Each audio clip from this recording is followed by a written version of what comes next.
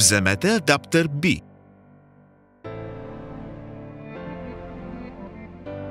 Повдигнете рамото на чистачката. Ако не е възможно, моля, консултирайте се с ръководството на автомобила си. Отстранете износената чистачка. Уверете се, че предното ви стъкло е напълно чисто. Захванете адаптер B на новата чистачка.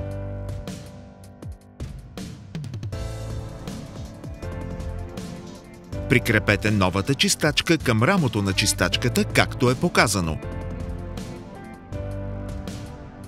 Поставете перото на чистачката върху предното стъкло.